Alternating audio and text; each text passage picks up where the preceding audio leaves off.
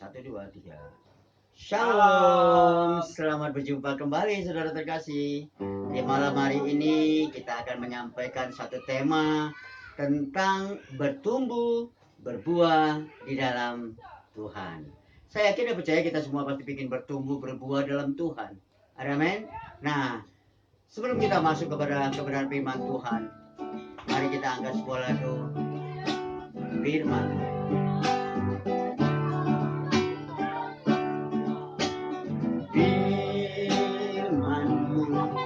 Kita bagi kakiku, terang bagi jalanku.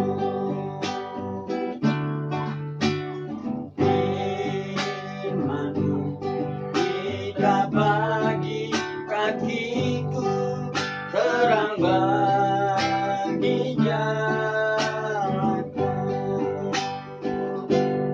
Terang bagi jalanku, terang bagi jalanku.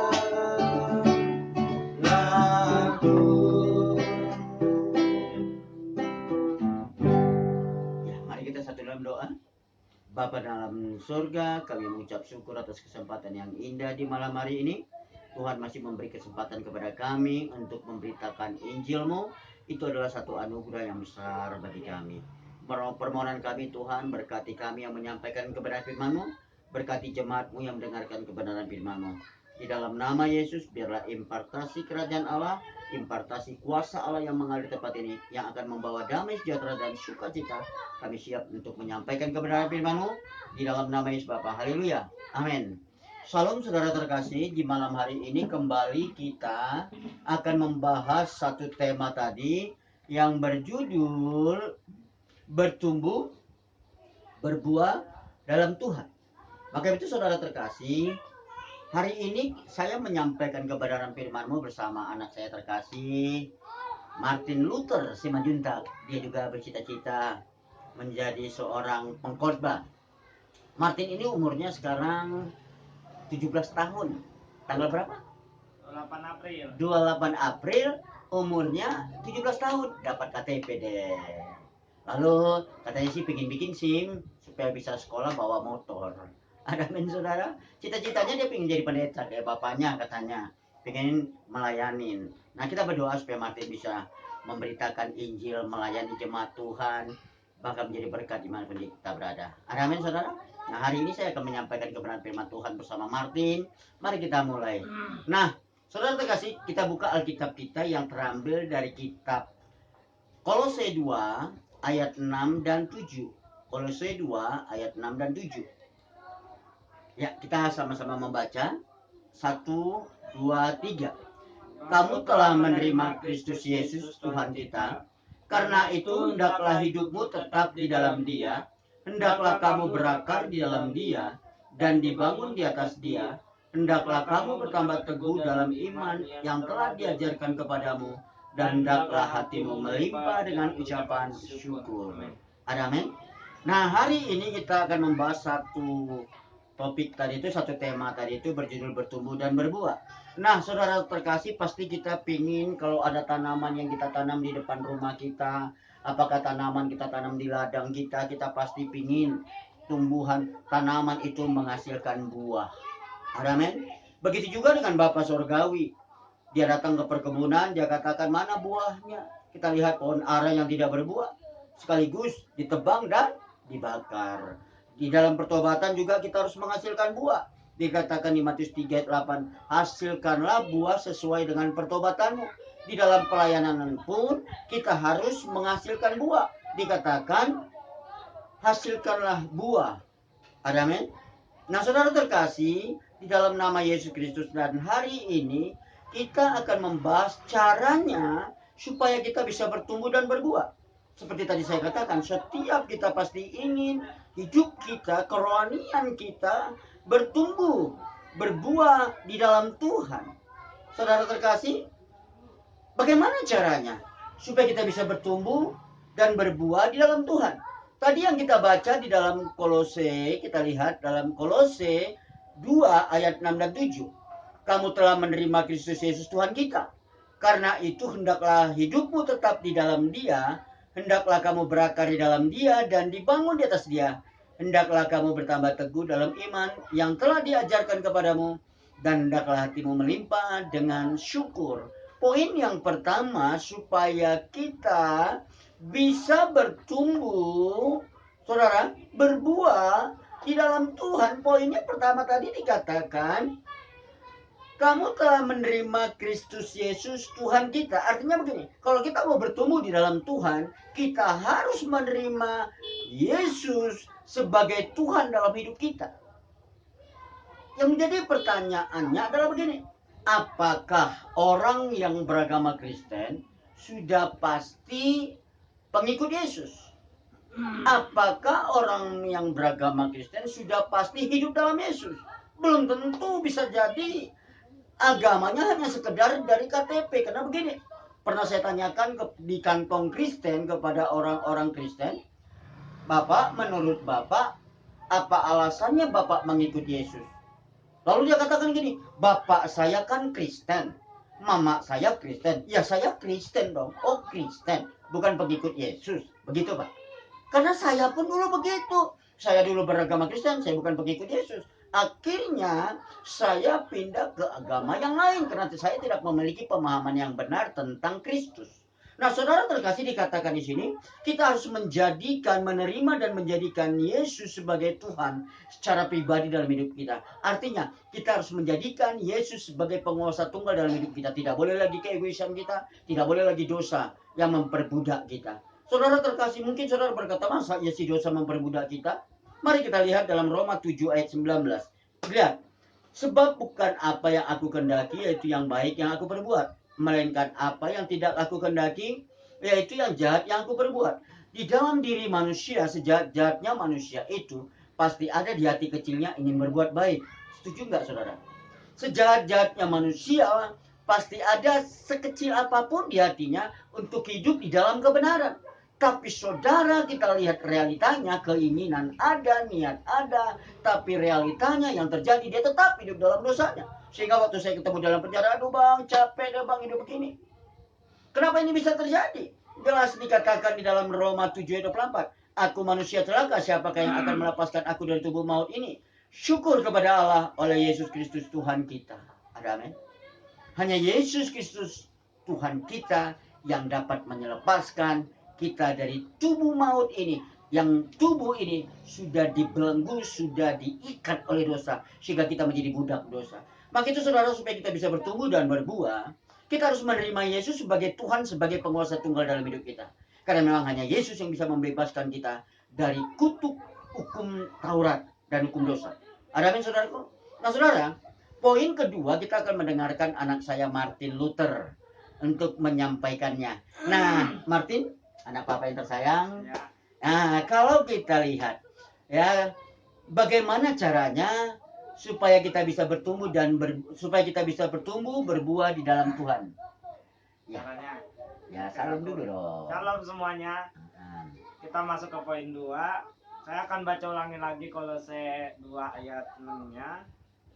Kamu telah menerima Kristus Yesus Tuhan kita, karena itu hendaklah hidupmu tetap di dalam Dia. Nah, saudara, dikatakan dalam ayat 6-nya, karena itu hendaklah hidupmu tetap di dalam Dia. Amen. Nah, poin yang kedua itu adalah kita tetap tinggal di dalam Yesus. Nah, artinya apa? Artinya kita hidup dalam persekutuan dengannya, dengan Yesus. Nah, contohnya seperti apa? Contohnya itu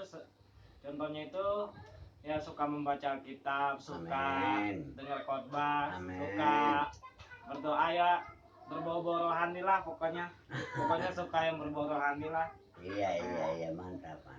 Nah, terus dikatakan dalam Yohanes 15 ayat 4, tinggallah di dalam aku dan aku di dalam kamu, sama seperti ranting tidak dapat berbuah dari dirinya sendiri kalau ia tidak tinggal pada pokok anggur.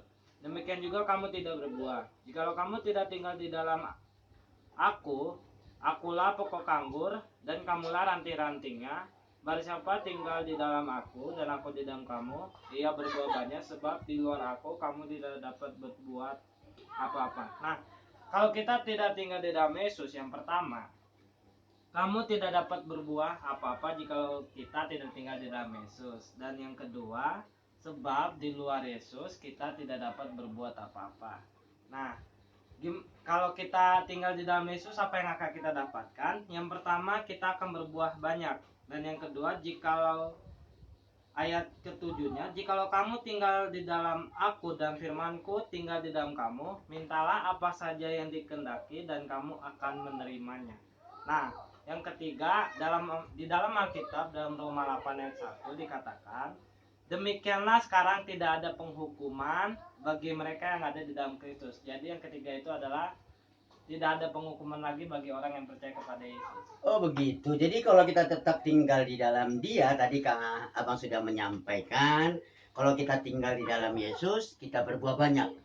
Tadi memang di ayat tadi dikatakan Yohanes 15 ayat 5, akulah pokok anggur, kamulah. Kita ini ranting-rantingnya.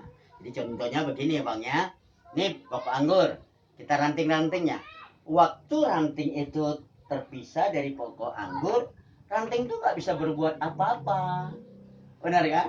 Tetapi waktu pokok anggur, ranting itu nempel tinggal di dalam pokok anggur, dia akan berbuah banyak. Setuju? Makanya setiap kita sebagai ranting harus nempel, melekat, harus tinggal di dalam Kristus supaya kita bisa berbuah. Ada amin? Nah, saudara terkasih, di dalam poin yang ketiga kita lihat bagaimana caranya supaya kita bisa bertumbuh. Saudara, bertumbuh, berbuah di dalam Kristus. Saudara, dikatakan di dalam Kolose 2 ayat yang ke-6 dan ke-7 dikatakan begini, kamu telah menerima Kristus Yesus Tuhan kita, karena itu hendaklah hidupmu tetap di dalam Dia. Di ayat 7 dikatakan, hendaklah kamu berakar di dalam Dia dan dibangun di atas Dia. Hendaklah kamu bertambah teguh dalam iman yang telah diajarkan kepadamu, dan hendaklah hatimu melimpah dengan ucapan syukur. Poin yang ketiga dikatakan di Kolose 2 ayat ke-7, hendaklah kamu berakar di dalam Dia. Nah, saudara mungkin berpikir, gimana ya? Kok kita bisa berakar? Nah, saudara terkasih dalam nama Tuhan Yesus, fungsi akar itu untuk memperkokoh dirinya batang. Bahkan fungsi akar itu, akar akan mencari kehidupan. Akar itu akan mencari air untuk mendapatkan kehidupan bagi pokok tadi. Begitu juga kalau pokoknya hidup, maka ranting-rantingnya hidup. Jadi fungsi akar adalah untuk menyokong, memberi kekuatan kepada pokok. Yang kedua, akarnya tadi akan mencari makanan. Dan yang ketiga, saudara terkasih, berakar berarti memiliki pemahaman yang benar tentang firman Tuhan. Ada amin? Dikatakan di Matius 13 ayat 23, yang ditaburkan di tanah yang baik ialah orang mendengar firman itu dan mengerti, dan karena itu ia berbuah. Ada yang 100 kali lipat, ada yang 60 kali lipat, ada yang pula 3 kali lipat, 30 kali lipat. Saudara terkasih, kalau kita mendengar firman itu dan kita mengerti, itu disebut dengan tanah yang subur. Tapi ada tanah yang ditabur di pinggir jalan, dia tidak mengerti tentang firmannya. Ada juga si orang, dia mendengarkan firman, dia bersuka cita.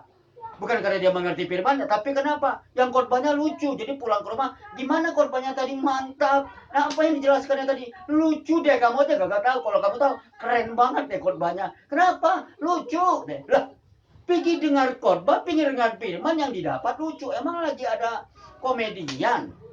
Saudara terkasih, orang-orang seperti itu gak akan mungkin bisa bertumbuh.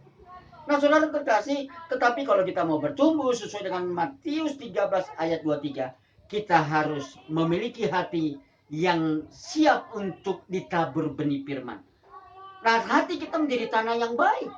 Karena kita memang ingin diubah, kita memang ingin hidupnya bertobat, sehingga waktu benih firman itu dimasukkan dalam hidup kita. Nih saudara, firman itu masuk ke dalam hidup kita, firman itu akan mengubahkan hidup kita. Karena jelas dikatakan 2 Timotius 3 ayat 16, segala apa Bang? 2 Timotius 3 ayat 16, coba anakku dulu. Segala tulisan yang diilhamkan Allah bermanfaat untuk mengajar, menyatakan kesalahan, mendidik orang dalam kebenaran, memperbaiki kelakuan. Ada amin saudaraku? Jadi itu Dengan firman Tuhan tadi itu kita diperlengkapi untuk kita berbuat baik menurut ayat 17-nya. Makanya saudara terkasih, nah saudara mungkin gini, bagaimana saya supaya bisa berakar ya? Saudara, kalau kamu mau berakar, kalau kita mau berakar, ya memiliki pemahaman yang benar, kita harus mau dimuridkan. Kalau kita nggak dimuridkan, kita hanya ikut ibadah pulang, yang di bawah lucunya, yang di bawah hanya fellowshipnya, firman yang nggak ada di bawah. Saudara, hanya firman yang bisa menyelamatkan kita. Nah, saudara terkasih, kalau kita tidak memahami firman, kita tidak berakar di dalam firman, firman itu tidak sampai masuk ke alam bawah sadar kita, dia hanya sampai di permukaan aja, dicomot nanti sama iblis. Bahkan iblis bisa mencari firman itu ke dalam hati kita. Sesuai dengan tertulis di dalam Matius 13. Saudara terkasih, makanya mulai hari ini, mari kita belajar supaya kita berakar. Nah, kita harus, saudara, supaya kita bisa berakar di dalam Kristus Yesus, kita harus tertanam di dalam satu gereja lokal. Nah, gereja itu adalah menjadi tempat persekutuan anak-anak Allah, keluarga Allah. Nah, saudara terkasih, waktu kita hidup di dalam persekutuan bersama keluarga Allah, saya yakin dan percaya kita saling mendukung doa, saling tolong menolong, saling mengasihi. Sehingga apa? Iman kita, pertumbuhan rohani kita, dan perubahan karakter kita semakin jelas. Nah, yang kedua, ciri-ciri cara yang harus kita lakukan supaya kita bertumbuh dan berakar, kita harus menjadi murid Kristus. Amin, saudaraku. Kita harus menjadi murid Kristus. Maksudnya, kita harus siap dimuridkan. Kita harus mau dibina. Saudara, saya juga tadi jam 12 setelah saya khotbah tadi, sekitar jam 12:30 setelah saya selesai menyampaikan khotbah, saya pakai sepatu, saya pakai baju, langsung saya berangkat ke tempat anak binaan saya. Ada satu kos-kosan yang kita sediakan buat anak binaan kita yang ada di Ciputat. Nah, saudara, begitu saya sampai tadi ke sana, kita membuat permuridkan. Setiap kita, kalau kita mau bertumbuh, kita nggak mau dimuridkan, ya nggak bisa. Saudara, kita harus dimuridkan supaya kita memiliki pemahaman yang benar tentang siapa itu Yesus. Untuk apa mengikut Yesus? Bagaimana caranya mengikut Yesus? Saudara, kalau kita tidak memiliki yang benar, pemahaman yang benar, iman kita rapuh. Sehingga banyak orang menjadi murtad. Orang murtad karena memang dia tidak memiliki pemahaman yang benar tentang siapa itu Yesus. Maka dari itu, saudara terkasih, marilah kita bertumbuh, berakar di dalam Tuhan. Ada kan, saudara? Nah, saudara terkasih, mari kita dengarkan anak saya, Martin. Dia akan menyampaikan poin yang keempat, bagaimana caranya supaya kita bisa bertumbuh di dalam Kristus. Nah, kita baca lagi Kolose 2 ayat yang ketujuhnya. Hendaklah kamu berakar di dalam Dia dan dibangun di atas Dia. Hendaklah kamu bertambah teguh dalam iman yang tak diajarkan kepadamu, dan hendaklah hatimu melimpah dengan ucapan syukur. Nah, saudara, dalam 1 Tesalonika 5 ayat 18 dikatakan, mengucap syukurlah dalam segala hal, sebab itulah yang dikehendaki Allah di dalam Kristus Yesus bagi kamu. Jadi yang Tuhan mau dari kita adalah supaya kita mengucap syukur. Nah, saudara, perlu diketahui lawan kata dari mengucap syukur itu adalah bersungut-sungut atau tidak mengucap syukur. Nah, itu jadi lawan katanya ya. Nah, saudara juga perlu tahu orang yang selalu mengucap syukur itu seperti apa sih? Yang pertama itu dalam Filipi 4 ayat 4 dikatakan, bersukacitalah senantiasa di dalam Tuhan. Sekali lagi kukatakan bersukacitalah. Jadi orang yang suka mengucap syukur berarti orangnya suka gembira, bro. Sukacita itu kan gembira ya. Iya. Kamu suka nggak? Suka. Suka gembira nggak? Suka. Bersukacita nggak? Suka dong. Iya. Jadi orang yang mengucap syukur dia pasti gembira. Ada men? Nah, silakan lagi abang. Apalagi dikatakan? Nah, yang kedua dalam Matius 6 ayat 34, sebab itu janganlah kamu khawatir akan hari besok, karena hari besok mempunyai kesusahannya sendiri. Kesusahan sehari cukuplah untuk sehari. Jadi ya nggak khawatir lah. Jadi orang yang mengucap syukur nggak boleh khawatir ya. Iya. Kenapa? Karena dia memiliki keyakinan kalau hidupnya dalam pemeliharaan Tuhan. Amin. Nah, coba kita lihat Ibrani 13 ayat yang kelima. Coba abang baca dulu. Ini yang perlu kita ketahui supaya apa? Supaya kita bisa tetap tegak berdiri. Kita bisa tetap mengucap syukur dalam segala keadaan. Karena itulah yang diinginkan Allah di dalam Kristus Yesus. Silakan. Ayat 5-nya, janganlah kamu menjadi hamba uang dan cukupkanlah dirimu dengan apa yang ada padamu. Karena Allah telah berfirman, aku sekali-sekali tidak akan membiarkan kau, dan aku sekali-sekali tidak akan meninggalkan kau. Janji Tuhan di ayat ini luar biasa. Aku sekali-sekali tidak akan meninggalkan engkau. Tuhan tidak pernah meninggalkan kita. Aku sekali-sekali tidak akan membiarkan engkau. Ini satu janji yang luar biasa dari Allah kita. Dia Immanuel, artinya Allah beserta kita. Nah, saudara terkasih, kalau Martin selalu bersama saya, tahu nggak saya kondisinya? Apakah dia capek, apakah dia sakit, apakah dia sehat? Saya pasti tahu dong. Begitu juga dengan Allah kita. Dia Immanuel yang selalu menyertai kita. Dia tahu kondisi handphone saya, dia tahu kondisi isi dompet saya, dia tahu kondisi saya udah makan apa belum, dia tahu. Tinggal bagaimana sikap hidup kita. Waktu kita hidup di dalam ucapan syukur, tindakan kita selalu bersyukur. Ada orang mengucap syukur, tapi tindakannya tidak mengucap syukur. Orang tindakan yang mengucap syukur, kita lihat, pasti dia berbelas kasihan juga kepada orang lain. Kenapa? Karena dia tahu bahwasanya ini semua bukan karena hebatnya dia, ini bukan karena rajinnya dia, tapi ini semua karena kemurahan Tuhan. Ada amin? Nah, saudara terkasih, mengucap syukur itu satu hal yang luar biasa. Dan salah satu yang tidak bisa dibikin iblis lakukan, toh enggak, saudara? Apa yang nggak bisa dilakukan iblis kepada kita? Apa hal yang nggak bisa dilakukan iblis? Iblis tidak pernah dan tidak akan bisa mengucap syukur. Tetapi anak-anak Allah, dia akan mampu selalu untuk mengucap syukur. Maka dari itu kalau saudara tidak pernah mengucap syukur, berarti saudara bukan anak-anak Allah. Amin, saudaraku. Nah, lanjut Bang Martin. Tadi dikatakan di Amsal 4 ayat 23. Nah, dikatakan dalam Amsal 4 ayat 23, jagalah hatimu dengan segala kewaspadaan, karena dari situlah terpancar kehidupan. Nah, maksudnya apa nih Bang? Maksudnya ya kita harus jaga hati, karena dari hatilah timbul kehidupan kita. Iya, hati kita harus dijaga. Kenapa? Dari hati kita lah timbul kehidupan, timbul keinginan-keinginan. Ada amin, saudaraku? Maka daripada itu, marilah kita mengucap syukur dalam segala keadaan, karena itulah yang dikehendaki Allah di dalam Kristus Yesus. Ada amin? Kita mengucap syukur bukan karena lagi banyak duit. Kita harus mengucap syukur dalam segala hal. Artinya kalau nggak punya duit pun mengucap syukur. Hei, mengucap syukur itu harus. Kalau tidak, wajah kita stres. Asam lambung kita naik loh. Akhirnya apa? Masuk rumah sakit. Stres kenapa? Ya tidak pernah mengucap syukur. Karena orang tidak mengucap syukur, artinya dia bersungut-sungut.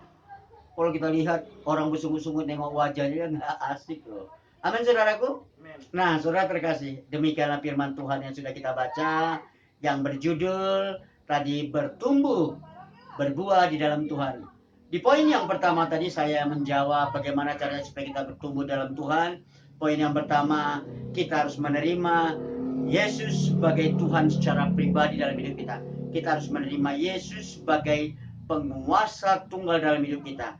Dan yang kedua tadi Martin yang menjawab bagaimana caranya supaya kita bertumbuh, berbuah di dalam Tuhan.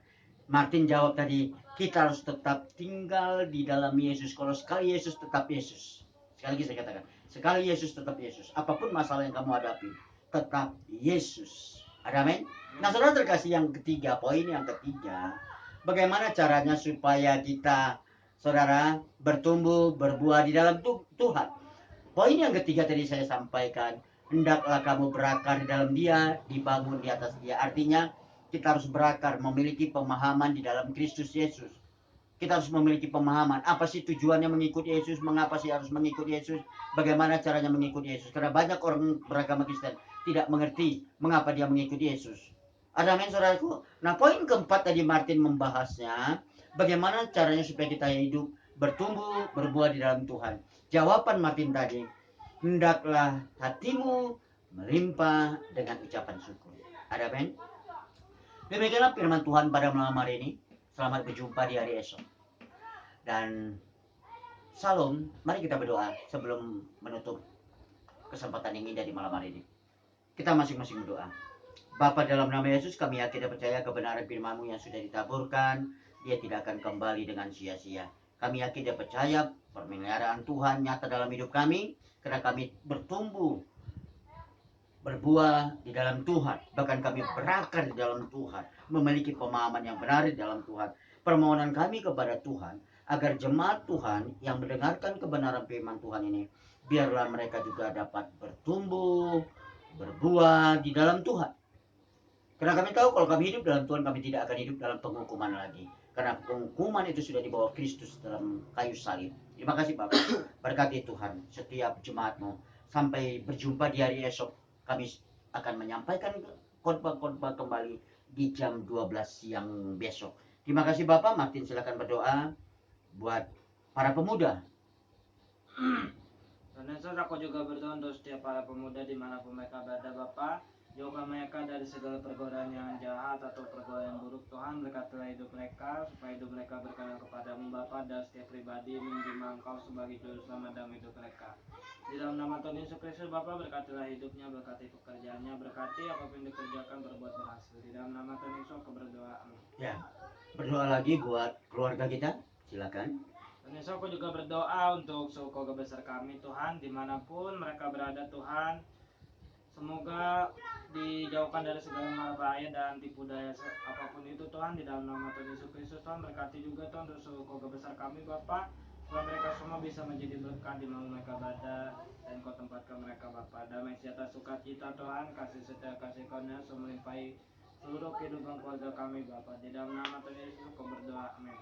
Saudara terkasih, mari kita mengangkat tangan kita dan kita menerima berkat daripada Tuhan. Tuhan memberkati engkau dan melindungi engkau kemana saja engkau pergi. Tuhan menyertai engkau dengan wajahnya dan memberikan engkau kasih karunia. Tuhan menghadapkan wajahnya kepadamu dan memberikan hidupmu bersama seluruh keluarga besarmu damai sejahtera. Salam bagi bangsa ini. Pemulihan terjadi di bangsa ini karena Kristus Yesus lebih besar daripada masalah yang ada di bangsa ini. Terima kasih dalam nama Yesus. Amin. Tuhan Yesus berkati. Haleluya.